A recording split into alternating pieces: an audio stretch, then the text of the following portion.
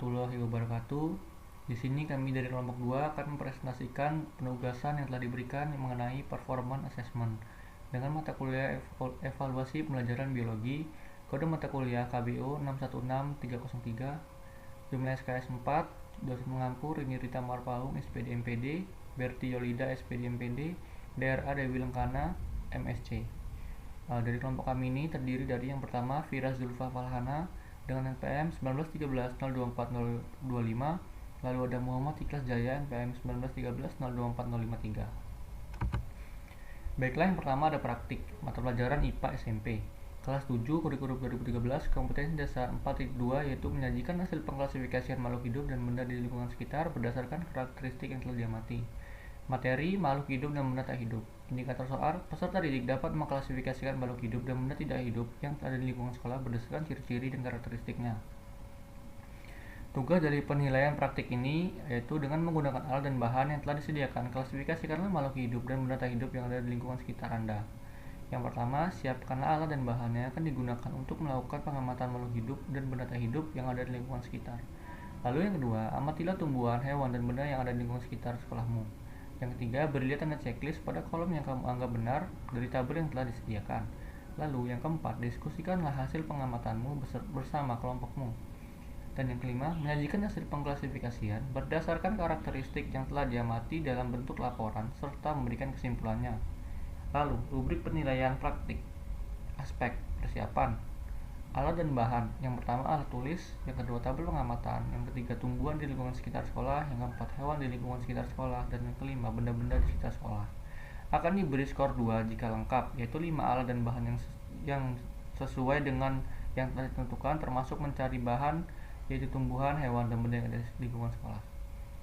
Akan diberi skor 1 jika kurang lengkap, yaitu salah satu atau beberapa alat dan bahan kurang lengkap dan tidak dicari. Akan diberi skor 0 jika tidak membawa atau mencari bahan dan alatnya.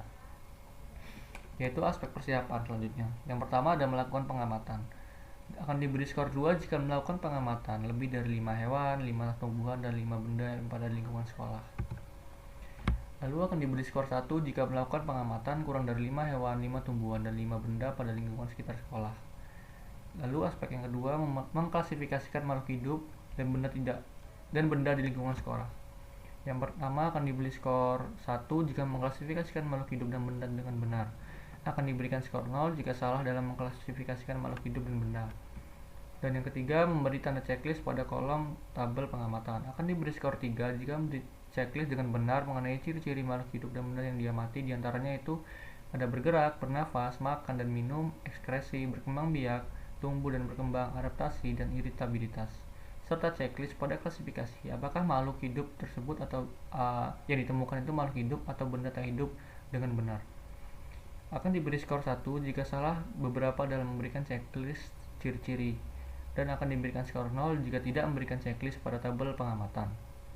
Lalu aspek yang keempat, menyajikan tabel hasil pengklasifikasian. Akan diberikan skor 2 jika menyajikan hasil pengklasifikasian dalam bentuk laporan dengan baik, dan akan diberi skor 0 jika tidak menyajikan hasil pengklasifikasian dalam bentuk laporan. Lalu skor maksimum dari rubrik ini adalah 10. Selanjutnya yang kedua ada produk. Mata pelajaran IPA SMP kelas 7 kurikulum 2013, kompetensi dasar 4.2, yaitu menyajikan hasil pengklasifikasian makhluk hidup dan benda-benda sekitar berdasarkan karakteristik yang telah diamati. Dengan materi klasifikasi makhluk hidup. Indikator soal, peserta didik mampu membuat produk berupa mind mapping, membuat tentang pengklasifikasian makhluk hidup dan benda-benda di sekitar berdasarkan karakteristik yang telah diamati.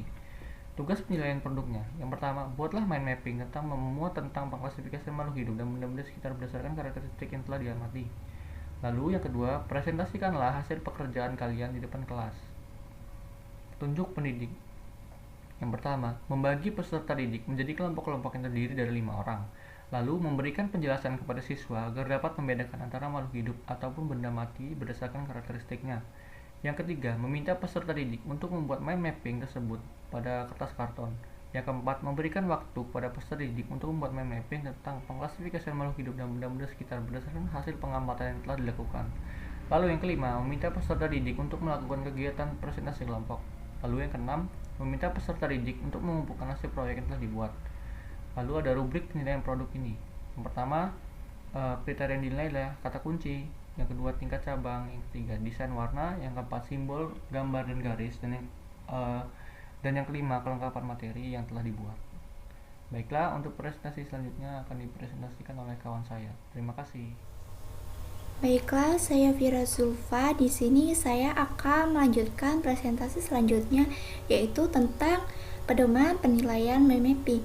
Kriteria pertama yaitu tentang kata kunci. Mendapatkan skor 5 apabila ide dalam bentuk kata kunci yang sangat efektif. Skor 4, ide dalam bentuk kata kunci dan kalimat efektif. Skor 3, ide dalam bentuk kata kunci dan kalimat cukup efektif. Skor 2, penggunaan kata kunci terbatas, semua ide ditulis dalam bentuk kalimat. Skor 1, jika tidak ada atau sangat terbatas dalam pemilihan kata kunci. Kriteria kedua yaitu tentang tingkat cabang. Skor 5 menggunakan tingkat cabang 5, skor 4 menggunakan tingkat cabang 4, skor 3 menggunakan tingkat cabang 3, skor 2 menggunakan tingkat cabang 2, dan skor 1 menggunakan tingkat cabang 1.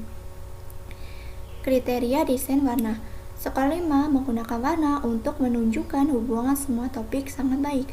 Skor 4 menggunakan warna untuk menunjukkan beberapa hubungan antar topik baik. Skor 3 menggunakan beberapa warna tapi tidak menunjukkan hubungan yang cukup baik. Skor 2 menggunakan sedikit warna dan tidak menunjukkan hubungan antar topik dan kurang baik. Skor 1 hanya menggunakan satu warna untuk menunjukkan hubungan antar topik. Kriteria simbol gambar dan garis lengkung. Skor 5 jika menggunakan gambar atau simbol pada ide sentral, cabang utama, dan cabang lainnya yang dihubungkan dengan garis lengkung. Skor 4 menggunakan gambar atau simbol pada ide sentral dan cabang utama yang dihubungkan dengan garis lengkung. Skor 3 menggunakan gambar atau simbol pada ide sentral atau cabang utama yang dihubungkan dengan garis lengkung. Skor 2 jika tidak menggunakan gambar atau simbol tapi menggunakan garis lengkung. Skor 1 menggunakan garis lurus sebagai penghubung cabang. Kelengkapan materi.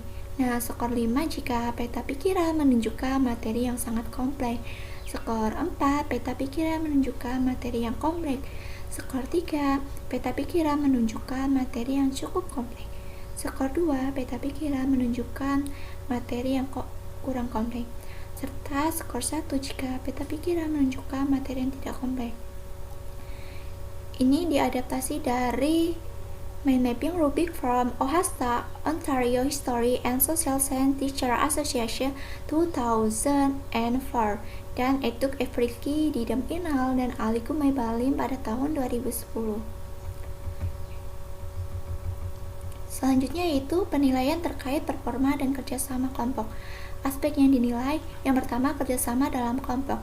Kriteria baik jika terjadi pembagian tugas yang baik antara anggota kelompok dan setiap anggota kelompok mengerjakan tugas masing-masing dengan baik.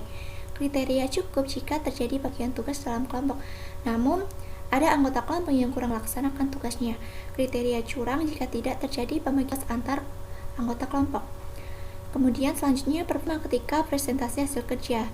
Kriteria baik jika peserta didik mempresentasikan hasil kerja dengan rasa percaya diri, semulasan, mudah dipahami, dan mampu menjawab pertanyaan yang dengan baik. Kriteria cukup jika peserta didik mempresentasikan hasil kerja cukup percaya diri, beberapa penjelasan mudah dipahami, serta cukup mampu menjawab pertanyaan yang diajukan.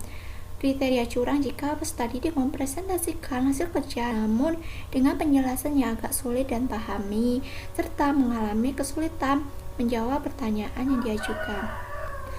Sumbernya Panduan Penilaian Kinerja Pusat Penilaian Pendidikan Badan Penelitian dan Pengembangan Kementerian Pendidikan dan Kebudayaan tahun 2019.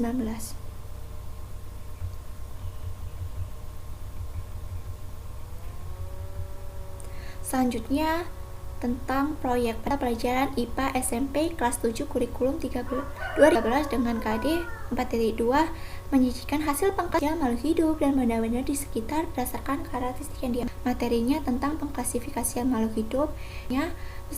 Peserta didik mampu menyajikan klasifikasi makhluk hidup dan benda di lingkungan sekitar, karakteristik yang diamati dalam bentuk laporan tertulis. berupa tugas penilaian proyek. Jadi nantinya itu pendidik akan diminta untuk menyajikan hasil pengklasifikasi dan benda di lingkungan sekitar berdasarkan karakteristik yang dalam bentuk laporan tertulis. Nah, petunjuknya ini yang pertama, membagi peserta didik menjadi kelompok yang terdiri dari 5 orang. Kemudian menentukan lingkungan sekitar yang akan menjadi pola pengambilan data gitu.